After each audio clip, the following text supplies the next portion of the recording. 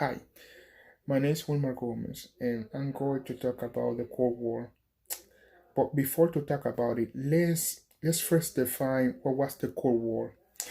The Cold War was a conflict between the United States and the Soviet Union. Those two countries emerged victorious from the Second World War, and they become the two most powerful countries on the planet, the two only superpowers. It is called Cold War because neither of those sides fought each other and for the nuclear weapons. And instead, they fought a proxy wars in all parts of the world, like in Asia, Africa, Middle East, and Latin America. Some of the conflicts were the Korean War, China Civil War, the Vietnam War, the Cuban Revolution, etc. Those two superpowers fought for the heart um, of the people of the world to choose one side, capitalists and communists.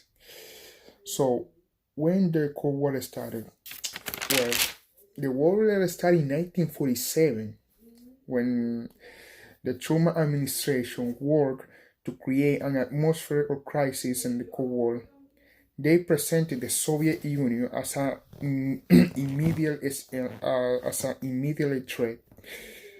I mean, no surprise. And according to a CNN documentary, uh, in 1946, the United States government made a report in which they spent weeks to make the report, and they interviewed most of the top officials in the United States.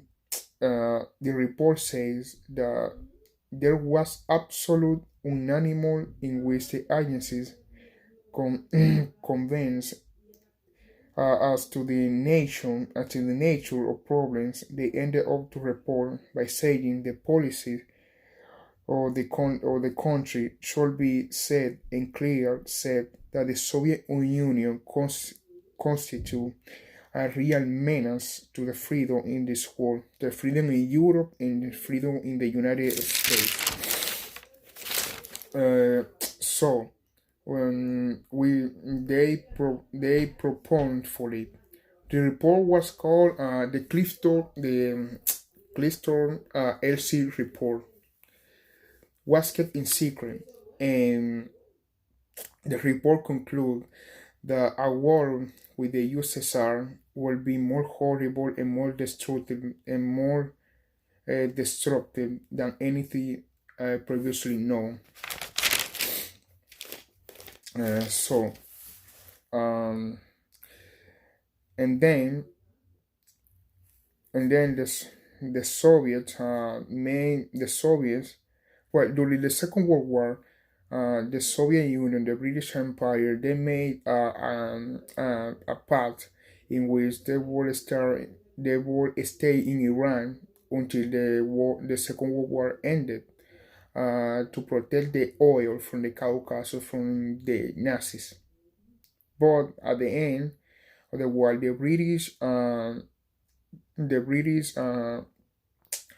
retired from Iran, but Stalin wanted to stay in Iran. So there was um, there was um, there was a global, well, an international crisis for because the Soviets didn't wanted to leave Iran, but after some pressure from the United States and the British, Stalin decided to leave Iran. But after that incident, Truman suspected that Stalin wanted world domination. They wanted Stalin wanted world domination.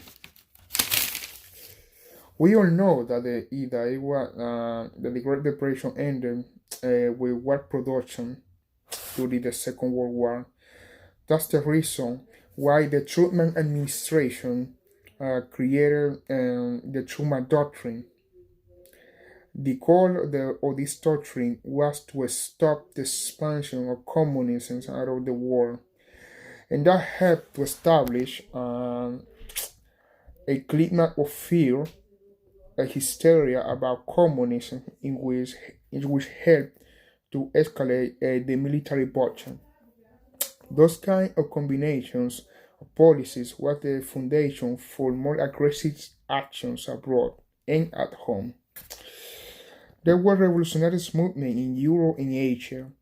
Some examples were the rise of communism in Czechoslovakia, the rise of communism in China, the invasion of South Korea from North Korea, so North Korea invaded South Korea, the strengthening of the communist parties in France and Italy, um,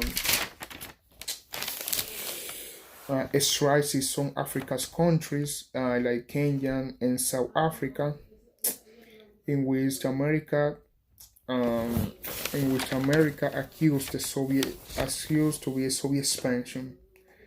In Greece, which has been a right-wing monarchy, was in a state of civil war against a popular left-wing National Liberation Front.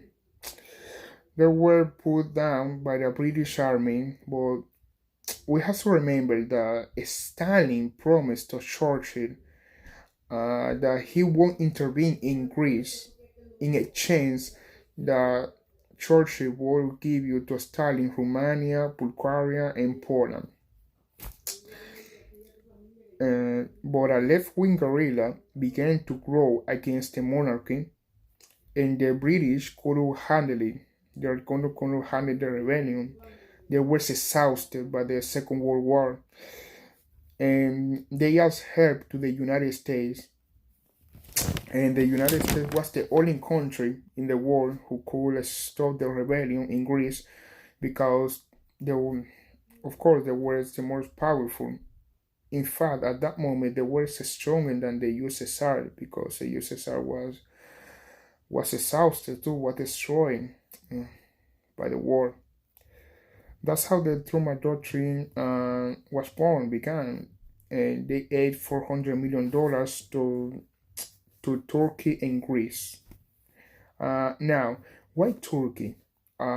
Well, because Stalin pressured the Turkish government for a Soviet military presence in the Dardanelles, in the Straits of Dardanelles, and that way they could have access to the Mediterranean Sea.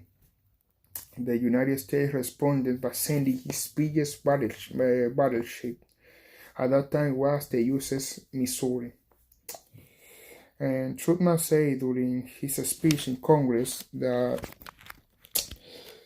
the will ultimately be the Truman Doctrine. He said like this: the world must choose between alternative ways of life.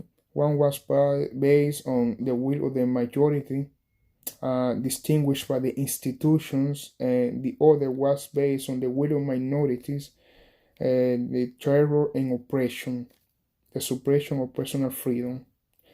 Uh, the United States helped in the Greek Civil War, not with soldiers, but with aid.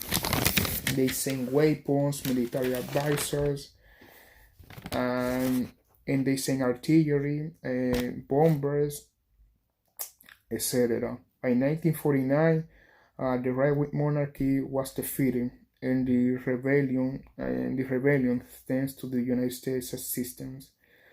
There was another revolution, but this time was successful. So that revolution was in China. By by January of 1949, the Communist parties in China took over the government, established China as a communist country. By 1949, the United States had given $2 billion in aid to Chiang Kai-shek forces. But the reason why he lost was because he was very corrupt. Uh, his fellow soldiers and the citizens didn't trust him. So that's the reason they support Mao Zedong. We have to remember that China in those moments, those times, were very poor, were poorer compared with today. So uh, it makes sense that communists win in China because in that way it could be equal opportunity but for everybody. No, Korea was another conflict. Korea was occupied by Japan for 35 years and then was liberated by the Allies. The West divided by two ideological spheres. North Korea was under North Korea was under the Soviet Union, while South Korea was under the United States. But by June 25, 1950, North Korea invaded South Korea, and then the United States led the United Nations coalition to stop the invasion. 2 million Koreans died by the result of the war. The United States took this opportunity to invade North Korea, but the Chinese troops intervened and ended a stalemate. So if North Korea shared borders with China, I assume that the United States planned to encircle China since it was a communist country, The Korea War created the Kaio coalition was needed to sustain a policy of interventionism abroad, militarization of the economy at home. So after the war, it helped to militarize the economy and to intervene out in other countries. So to stop communism, like the Truman Doctrine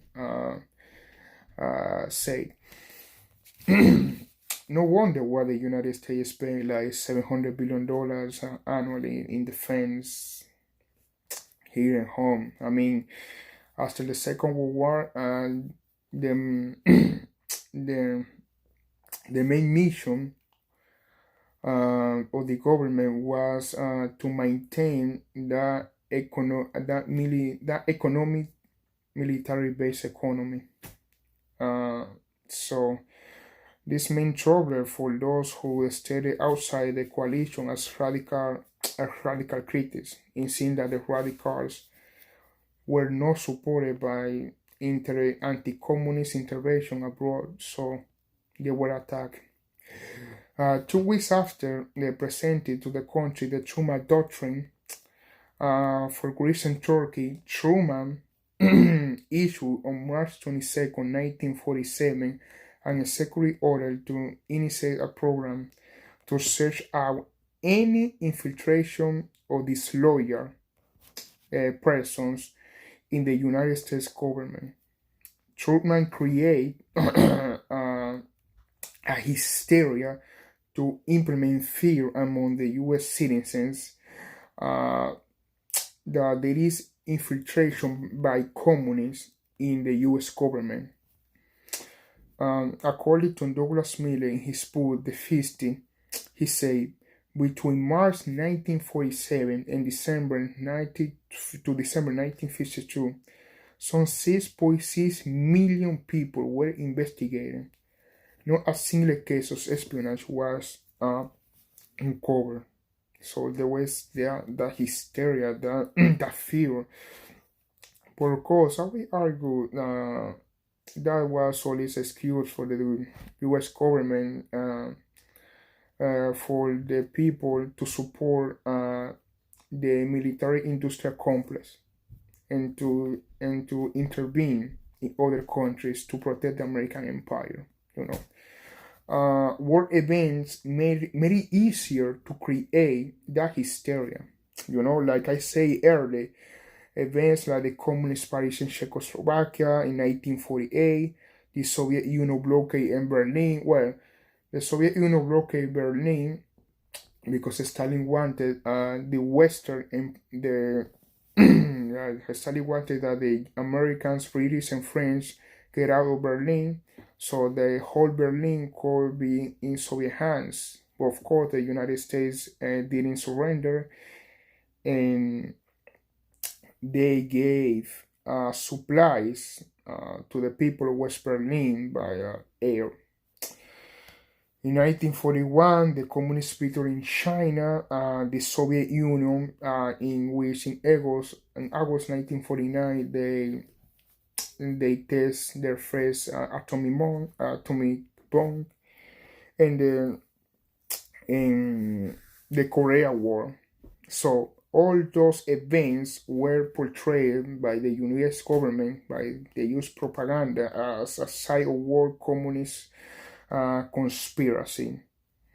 So another thing is that there were observers of all over the world against colonialism. Of course, the U.S. government didn't pay attention. Well, they didn't talk too much about it for the public, because all those rebellions around the world was anti-colonial.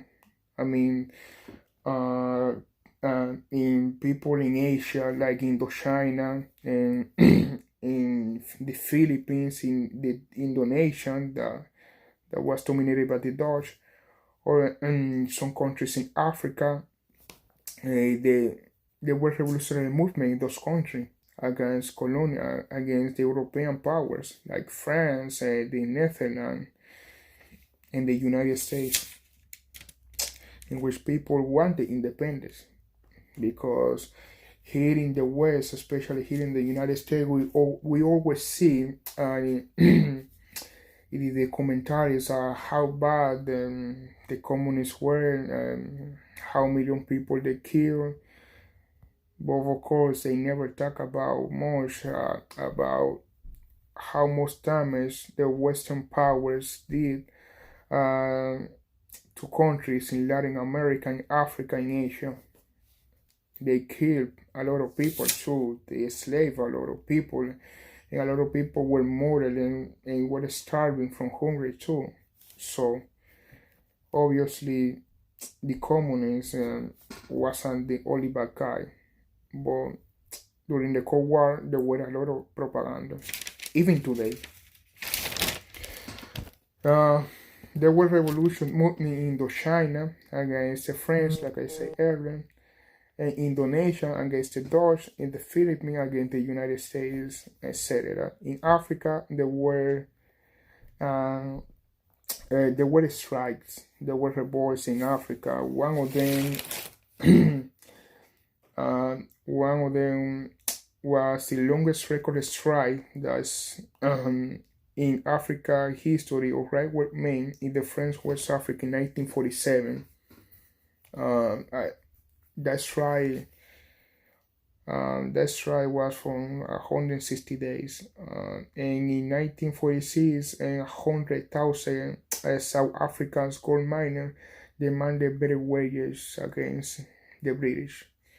So there are, around the world there was the sentiment for independence, because people just suffered a lot too much from the colonial empire. Of course, that threatened the United States imperialist expansionism, and that's one of the reasons why they support, for example, the French government in to keep their colonial empire, their overseas empire, After the war.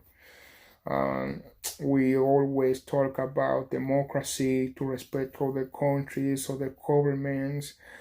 Uh, we always talk about the human rights, but of course, we always talk about that if our interest is threatened. But in reality, it doesn't work like that. Of course, I mean, the Vietnamese wanted independence from the French, but the United States didn't care about it. So you know what happened next in 1960 with the Vietnam War, where almost 60,000 U.S. soldiers died. So the United States government was threatened by all those movements. Uh, Senator Joseph McCarthy of Wisconsin made serious accusations against some members of the State Department for for being communism. Uh, every time McCarthy was changing numbers of probable members of the Communist Party. Of course, all of that was a lie, but he only implement more fear amongst the U.S. citizens. Uh, it helped to increase the hysteria, like I say, inside the U.S. He accused even liberals for being communists. I mean, the liberals were against the communism, but that hysteria, that craziness. He investigated the State Department information program in the spring 1954. He began to investigate support he began to investigate supposed members of the military that they were communists too. He attacked Republicans who were Democrats and for being communists. But at the end, they took him out of the Senate because he was just lying. He was just too much. Congress approved a series of anti-communist bills. Liberal, like for example, Liberal Hoover Humphrey introduced an amendment to make the Communist Party illegal in the United States. The liberals in the government, they exclude, persecute, fire, and even imprison communists. So they included them. In 1915, Republican sponsored an Internal Security Act for the registration of organizations found to be communist. Action of communism from liberals like Hubert Humphrey and Herbert Hartman proposed the setting up of different centers for suspected communism, in which it was led without trial. Truman Executive Order in 1947 required the Department of Justice to draw up a list organization that he decided were totalitarian, fascist, communist, or subversive, or as seeking to alter the federal government of the United States by unconstitutional means. By 1954, there were hundreds of groups on the list. Beside the communists, there was Ku Klux Klan, etc. In other words, it was it was not McCarthy and the Republican, but the Liberal Democratic Truman, in which Liberal Democratic Truman, in which the Justice Department under his presidency initiated a series of persecution that infiltrated the nation, that intensified the nation anti-communist sentiment. The most important was the prosecution of the Rosenbergs. What's the persecution of the Rosenbergs? In the summer of 1915, they were accused to give nuclear secrets to the Soviets, and then there were scientists who worked in the Manhattan Project, and at the end they were sentenced to death for a judicial order. But the thing is that there was not enough evidence to support that. Even people like Albert Einstein, for example, he supported the Rosenbergs. But at the end, the Department of Justice decided that they were guilty. So that was part of course. So that was part of to eliminate communism here in the United States. The House the House Un-American activists commit integrate American about their communist connection. So the U.S. government they integrate a lot of Americans. If they have contacts with the Communist Party in the holiday in contempt if they refuse to answer millions of pamphlets saying that the communists are everywhere. So if those Americans who didn't respond, the government will share millions of pamphlets out of the country to say that communists are everywhere. And it was through my Justice Department that prosecuted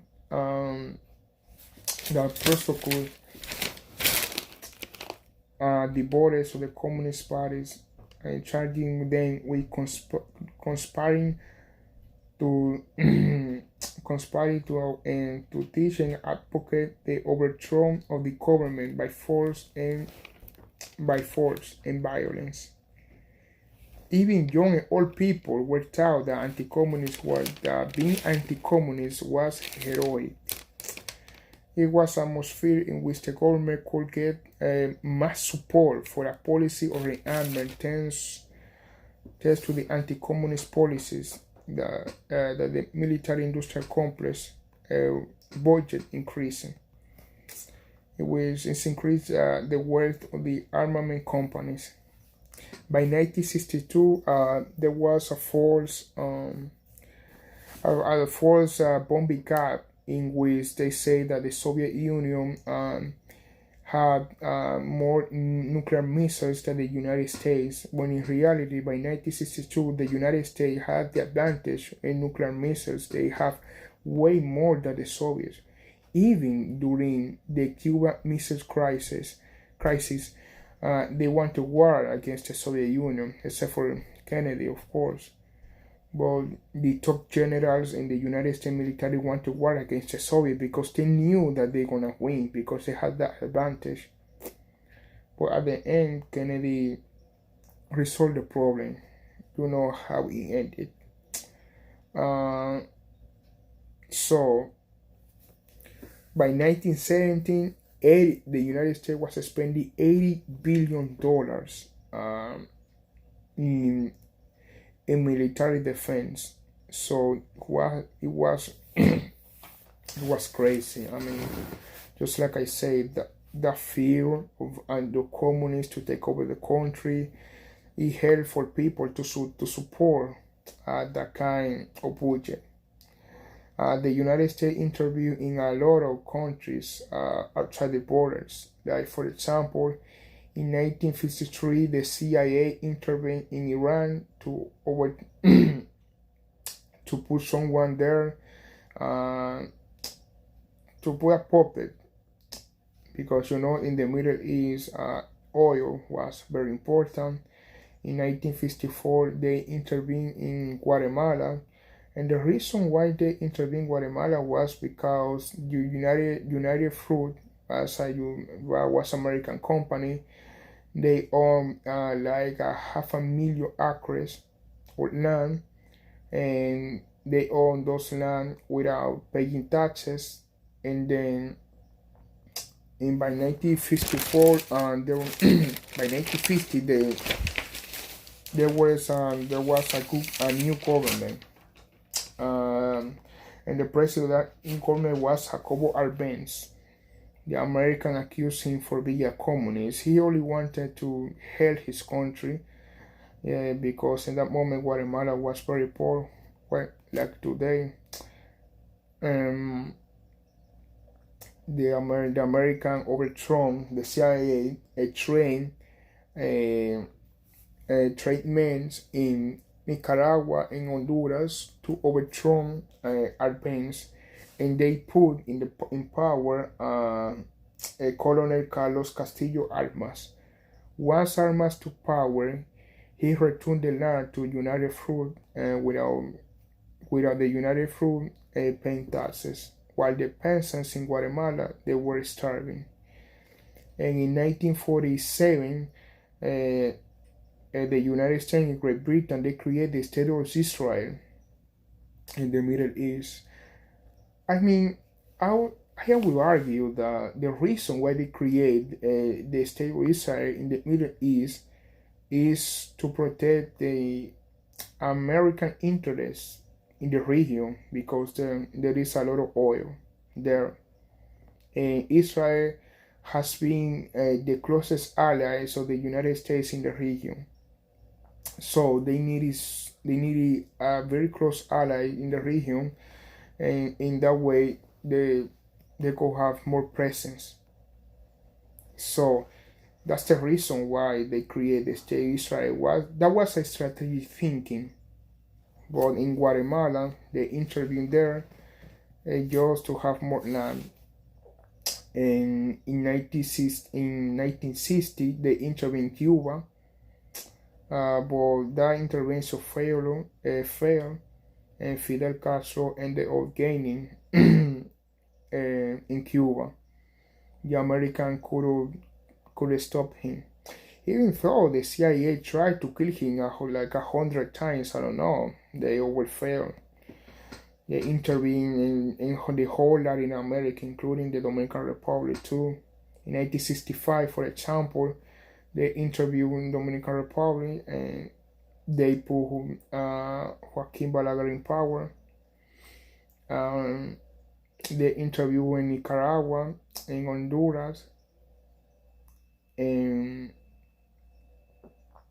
yes, in Central America. They intervened in Central America. And by the 1960s, they intervened in Vietnam too, to destroy the communists, the Viet Cong, because there was that crazy theory of the domino effect that if Vietnam fall to communism, all the Southeast Asia will fall to communism too. So, since China fall to communism, they feel that if Vietnam do the same thing, the whole Southeast Asia will fall to communism. So that's the reason why they intervene in Vietnam, but at the end they lose in Vietnam too.